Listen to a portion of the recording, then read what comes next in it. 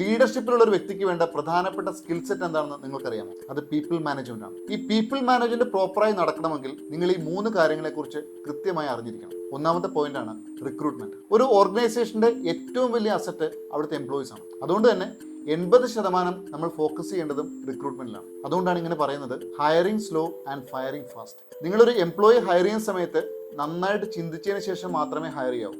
നിങ്ങൾ ഹയർ ചെയ്യുന്ന വ്യക്തി നിങ്ങളുടെ ഓർഗനൈസേഷന്റെ വാല്യൂസായിട്ടും കൾച്ചറുമായിട്ടും മാച്ച് ചെയ്യുന്നുണ്ടെന്നുള്ള കാര്യം ഉറപ്പുവരുത്തണം. Firing fast. ഒരു എംപ്ലോയിയെ നിങ്ങൾ പിരിച്ചുവിടാൻ തീരുമാനിച്ചിട്ടുണ്ടെങ്കിൽ അത് എത്രയും പെട്ടെന്ന് തന്നെ നടപ്പിലാക്കണം. രണ്ടാമത്തെ പോയിന്റ് ആണ് ജോബ് പൊസിഷൻ. പല ഓർഗനൈസേഷൻ്റെ കൂടെ അസോസിയേറ്റ് ചെയ്യുന്ന സമയത്തും ഞാൻ കണ്ടിട്ടുള്ള ഒരു മിസ്റ്റേക്കാണ്, ഒരാളെ ഹയർ ചെയ്തതിന് ശേഷമാണ് പലപ്പോഴും ചിന്തിക്കുക ഈ വ്യക്തിയെ എവിടെ പൊസിഷൻ ചെയ്യണം എന്നുള്ള കാര്യം. അത് ഏറ്റവും റോങ് ആയിട്ടുള്ള ഡിസിഷനാണ്. പലപ്പോഴും അങ്ങനെ വരുന്ന സമയത്ത് അയാൾക്ക് ഡിസേർവിംഗ് ആയിട്ടുള്ള ഒരു പൊസിഷൻ കൊടുക്കാൻ ഈ എംപ്ലോയർക്ക് സാധിച്ചിട്ടുണ്ടാവില്ല. അക്കാരണത്താൽ ആ വ്യക്തി എന്നും അൺസാറ്റിസ്ഫൈഡ് ആയിരിക്കും. അതുകൊണ്ട് തന്നെ ആ വ്യക്തിയുടെ പ്രൊഡക്ടിവിറ്റി എന്നും ലോവർ സൈഡും ആയിരിക്കും. നിങ്ങൾ വേസ്റ്റ് ചെയ്യുന്നത് നിങ്ങളുടെ വിലപ്പെട്ട സമയവും നിങ്ങളുടെ പണവുമാണ്.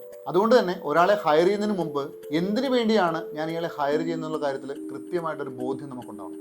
മൂന്നാമത്തെ പോയിന്റ് ആണ് എക്യുപ്പ്. പ്രോപ്പറായിട്ട് നിങ്ങളുടെ എംപ്ലോയീസിന് ട്രെയിനിങ് കൊടുക്കണം.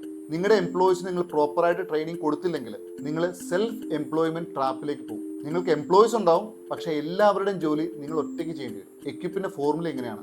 I do it. നിങ്ങൾ ഒരാളെ ഹയർ ചെയ്ത് കഴിഞ്ഞാൽ ആദ്യം എന്താണ് ചെയ്യേണ്ടതെന്നുള്ള കാര്യം അയാളെ കാണിച്ചു കൊടുക്കണം. അതാണ് ഐ ഡു ഇറ്റ്, ഞാൻ ചെയ്യാം. രണ്ടാമത്തെ സ്റ്റേജ് ആണ് I do it you are with me. ഞാൻ ചെയ്യുന്ന സമയത്ത് താങ്കൾ എൻ്റെ കൂടെ ഉണ്ടാവണം. മൂന്നാമത്തെ സ്റ്റേജ് ആണ് you do it I am with you. ഇനി നിങ്ങൾ ചെയ്യൂ, ഞാൻ നിങ്ങളുടെ കൂടെ ഉണ്ടാവും. നാലാമത്തെ സ്റ്റേജ് ആണ് യു ഡു ഇറ്റ്. ഇനി താങ്കൾ ചെയ്യൂ, കാരണം നിങ്ങൾ അതിൽ എക്സ്പേർട്ടായി. അഞ്ചാമത്തെ സ്റ്റേജ് ആണ് you do it somebody with you. പുതിയതായി ഓർഗനൈസേഷനിലേക്ക് വരുന്ന എംപ്ലോയീസിനെ നിങ്ങൾ ട്രെയിൻ ചെയ്യുക.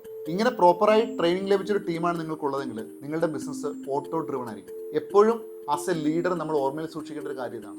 സക്സസ്ഫുൾ ആയ ആളുകൾ ചിന്തിക്കുന്നത് അവരെന്തിലാണ് മികച്ചതെന്നാണ്. പക്ഷേ ഒരു സക്സസ്ഫുൾ ആയ ലീഡർ ചിന്തിക്കുന്നത് അവരുടെ ടീം എന്തിലാണ് മികച്ചതെന്നുള്ളതാണ്.